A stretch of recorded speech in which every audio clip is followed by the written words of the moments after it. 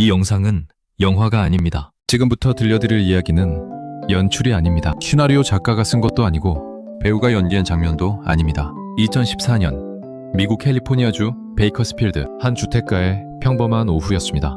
4살 배기 아이가 자전거를 타고 있었습니다. 그리고 이웃집 개가 달려들었습니다. 아이는 땅에 끌려갔고 어른들은 몇 걸음 떨어진 곳에 있었습니다. 그 순간 누군가 먼저 뛰어들었습니다. 아무 말도 하지 못하는 존재가 자기보다 몇 배는 큰 상대를 향해 단 한 번도 망설이지 않고, 그것은 사람이 아니었습니다. 고양이였습니다. 이 장면은 집 앞 CCTV에 그대로 기록되었고 이후 전 세계 주요 언론에 보도되었습니다. 수백만 명이 그 영상을 보았습니다. 그리고 많은 사람들이 같은 질문을 했습니다. 저 고양이는 왜 그랬을까? 무엇이 저 작은 몸을 그쪽으로 향하게 했을까? 오늘 우리가 함께 들여다볼 이야기는 바로 그 질문에서 시작합니다. 평범한 오후가 끝나던 순간 2014년 5월 13일 캘리포니아 베이커스필드의 한 주택가. 시간은 오후. 햇살이 잔잔한 평일이었습니다. 제레미 트리안타필로는 4살이었습니다. 집 앞 차도에서 자전거를 타고 있었고 그 모습은 어디서나 볼 수 있는 아이의 일상이었습니다. 어머니 로저 트리안타필로는 가까운 거리에 있었습니다. 위험하다고 느낄 만한 상황은 아무것도 없었습니다. 그것이 그날의 함정이었습니다. 이웃집 개가 담장을 넘어 달려왔습니다. 라브라도 믹스 견종 성체였습니다. 아이보다 몇 배는 무거운 몸이었습니다. 개는 제레미의 다리를 물었습니다. 그리고 끌어당겼습니다. 아이는 자전거와 함께 땅으로 쓰러졌고 개는 물길을 놓지 않았습니다. 어른들이 반응하기까지 걸린 시간 불과 몇 초였지만 그 몇 초가 끝나기 전에 다른 누군가가 이미 움직이고 있었습니다. 타라가 등장한 순간 CCTV 화면 오른쪽 검은 고양이 한 마리가 보입니다. 이 고양이의 이름은 타라. 트리안타필로 가족이 키우는 고양이였습니다. 특별한 훈련을 받은 적 없었습니다. 부조 경험이 있는 것도 아니었습니다. 그냥 이 집에서 함께 살아온 고양이였습니다. 타라는 상황을 보자마자 달렸습니다. 주저함이 없었습니다. 몸을 낮추거나 피하거나 거리를 재는 행동 같은 것은 없었습니다. 그냥 달렸습니다. 그리고 개에게 몸을 날렸습니다. 발톱을 세우고 옆구리를 강하게 쳤습니다. 개는 당황했습니다. 예상하지 못한 반격에 물기를 놓았고 뒤로 물러났습니다. 타라는 멈추지 않았습니다. 개가 골목 쪽으로 달아나는 방향까지 끝까지 쫓아갔습니다. 완전히 위협을 제거할 때까지.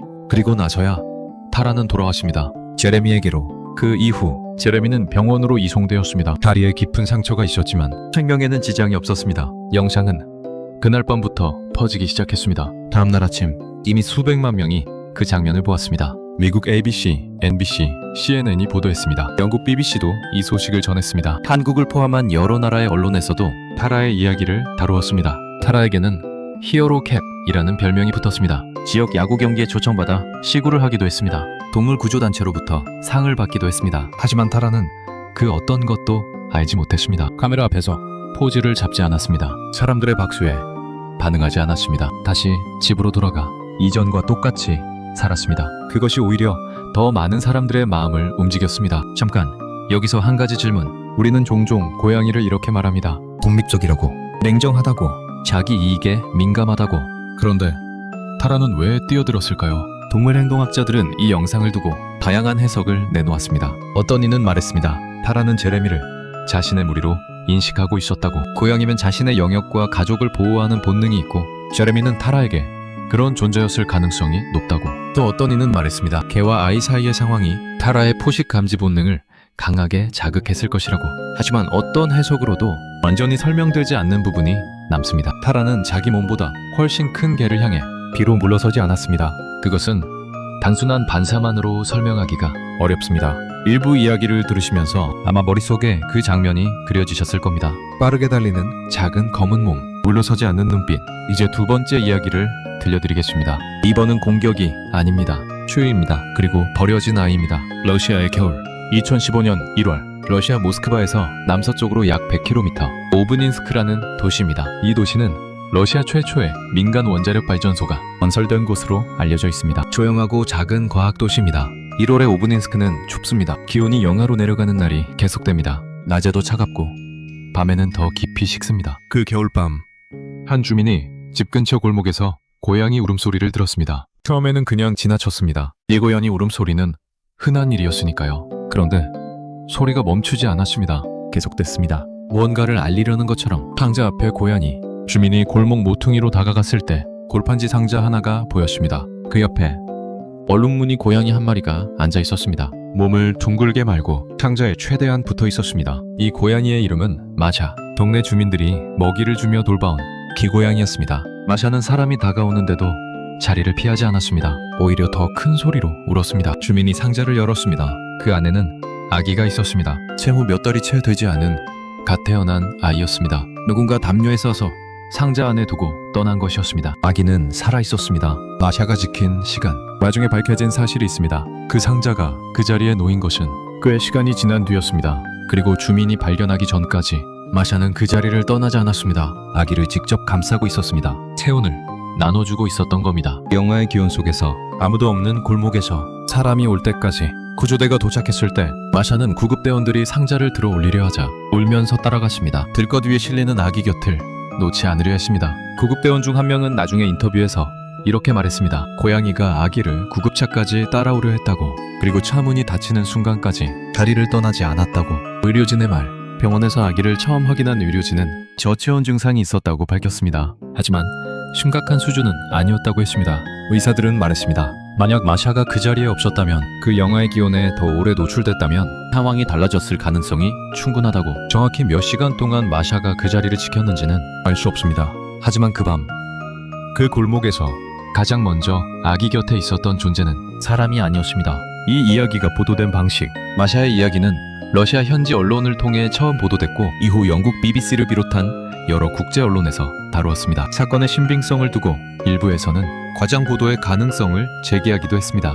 인터넷상에서 확산되는 과정에서 세부 사항이 조금씩 달라지기도 했습니다. 하지만 핵심 사실, 길고양이가 버려진 아기 곁에서 발견될 때까지 자리를 지켰다는 것은 현지 구조대와 의료진의 증언을 통해 확인된 내용입니다. 마샤는 이후에도 그 동네에서 평범하게 살아갔습니다. 동네 주민들이 정성스럽게 먹이를 챙겨주었고 따뜻한 잠자리를 만들어 주었습니다. 마샤는 그것도 잘 알지 못했을 겁니다. 그냥 먹었고 그냥 잤습니다. 또 다른 질문. 마샤는 왜 그 자리를 떠나지 않았을까요? 고양이가 아기 옆에 눕는 것은 이례적인 행동이 아닐 수 있습니다. 온기를 찾는 본능일 수도 있습니다. 작은 생명체에 대한 반응일 수도 있습니다. 하지만 그 밤, 그 기온에서 사람이 올 때까지 울음을 계속 냈다는 것은 단순히 온기를 찾는 것만으로는 설명하기 어렵습니다. 마샤는 무언가를 알렸습니다. 그것이 의도인지 본능인지는 우리가 알 수 없습니다. 하지만 결과적으로 한 아이의 밤이 그것으로 달라졌습니다. 두 이야기를 들으셨습니다. 한 마리는 달려들었고 한 마리는 자리를 지켰습니다. 둘 다 훈련받지 않았습니다. 둘 다 보상을 바라지 않았습니다. 둘 다 나중에 영웅이 되었지만 그것을 모른 채 살아갔습니다. 여기서 한 번쯤 생각해보게 됩니다. 용기란 무엇인가? 보호란 무엇인가? 우리는 보통 그것을 의지나 결단 또는 훈련의 산물로 생각합니다. 하지만 이 두 고양이의 이야기는 그 전제를 조용히 흔듭니다. 우리가 고양이에 대해 믿어온 것들, 우리는 고양이를 어떻게 생각해왔을까요? 독립적이고 차갑고 자기 이익에 민감하다. 개와 달리 충성심이 없다. 위급 상황에서는 도망간다. 이런 인식은 어디에서 비롯됐을까요? 아마도 고양이의 겉모습 때문일 겁니다. 감정 표현이 적고 훈련에 잘 반응하지 않으며 부르면 오지 않는 경우가 많습니다. 그런데 타라와 마샤는 그 인식의 빈 곳을 보여줍니다. 고양이가 감정을 드러내지 않는다고 해서 감정이 없는 것은 아닐 수 있습니다. 반응하지 않는다고 해서 인식하지 못하는 것도 아닐 수 있습니다. 본능과 선택 사이 동물의 행동을 두고 우리는 자주 이분법을 사용합니다. 본능이냐, 선택이냐, 반응이냐, 의도냐. 하지만 그 경계가 언제나 명확한 것은 아닙니다. 타라가 개를 향해 달린 것, 그것이 본능이라면 그것은 놀라운 본능입니다. 그것이 선택이라면 그것은 더 놀라운 선택입니다. 마샤가 밤새 아기 곁을 지키며 사람을 향해 울음을 낸 것, 그것이 본능이라면 그 본능은 매우 복합적입니다. 그것이 의도라면 말문이 막힐 만큼 정확합니다. 어느 쪽이든 그 결과는 같았습니다. 한 아이는 개에게 더 물리지 않았습니다. 한 아기는 영하의 밤을 혼자 견디지 않았습니다. 우리에게 남는 것. 이 두 사건이 전 세계 언론에 보도되고 수천만 명이 공유한 데에는 이유가 있습니다. 단순히 신기해서가 아니었습니다. 단순히 귀여워서도 아니었습니다. 이 이야기들이 건드리는 무언가가 있었기 때문입니다. 우리는 위급한 순간에 어떻게 반응하는가? 우리는 약한 존재 앞에서 어떻게 서 있는가? 우리는 보상이 없을 때에도 움직이는가? 고양이들의 이야기는 어쩌면 그 질문들을 우리 자신에게 돌려보내는 거울 같은 것이었는지도 모릅니다. 작은 몸이 가진 것. 타라의 몸무게는 약 4kg이었습니다. 반려된 개는 그보다 훨씬 무거웠습니다. 마샤는 길에서 살아온 고양이였습니다. 따뜻한 집도 안정적인 음식도 보장받지 못했습니다. 둘 다 자신이 감당하기 어려운 상황 앞에 있었습니다. 그리고 둘 다 그럼에도 불구하고 움직였습니다. 우리는 때로 이렇게 말합니다. 나는 너무 작다고. 나 혼자서는 어쩔 수 없다고. 그럴 때 이 두 고양이의 이야기가 아주 조용히 그러나 단단하게 답하는 것처럼 느껴집니다. 다시 한번 떠올려 보겠습니다. 2014년 캘리포니아 햇살 좋은 오후 검은 고양이 한 마리가 달렸습니다. 망설임 없이 2015년 러시아 영하의 겨울밤 얼룩 고양이 한 마리가 자리를 지켰습니다. 혼자서 둘 다 계산하지 않았습니다. 둘 다 이름이 알려질 줄 몰랐습니다. 둘 다 그냥 움직였습니다. 어쩌면 용기란 그런 것일지도 모릅니다. 두렵지 않아서 움직이는 것이 아니라 그럼에도 불구하고 먼저 몸이 나아가는 것. 우리는 고양이를 차갑다고 말해왔습니다. 하지만 그날 가장 따뜻했던 것은 고양이였습니다. 이 이야기는 영화가 아닙니다. 실제로 보도된 사건입니다. 그리고 그 사건 속에서 사람보다 먼저 움직인 존재는 고양이였습니다. 용기는 크기에서 나오지 않습니다. 때로는 가장 작은 심장이 가장 먼저 뛰어듭니다. 내용이 좋으셨다면 구독과 좋아요 부탁드립니다.